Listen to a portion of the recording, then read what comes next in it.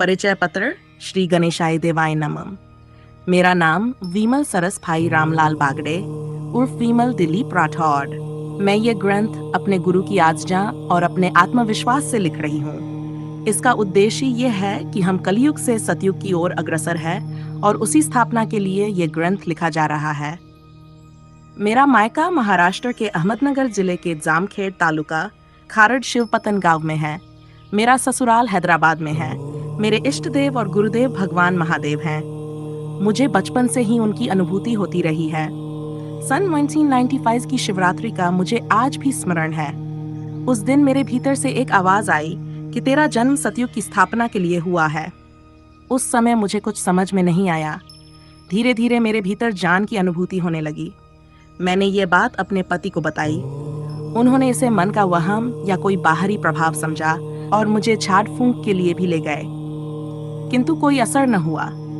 मुझे डर लगने लगा कि कहीं लोग मुझे पागल न समझ लें। तब मैं केवल महादेव से ही प्रार्थना करती रही। एक दिन मेरे पिता ने मुझे एक किताब दी। वह किताब ब्रह्मा कुमारी आश्रम की थी, जिसमें शिव पिता परमात्मा के बारे में लिखा था। तब मुझे समझ आया कि मेरे भीतर जो जान हो रहा है वही ईश्वरीय है।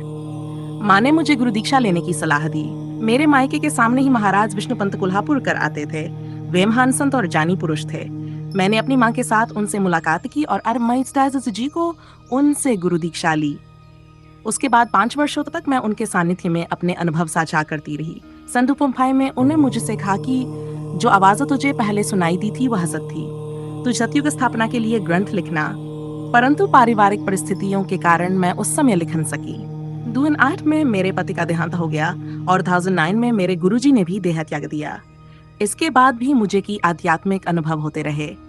मेरे बड़े दामाद पर भी कालीनाथ की कृपा रही। उनके माध्यम से भी कई अनुभूतियां प्रकट हुईं। बाद में मेरे स्वप्न में एक महाराज आए जिन्होंने उपदेश दिया।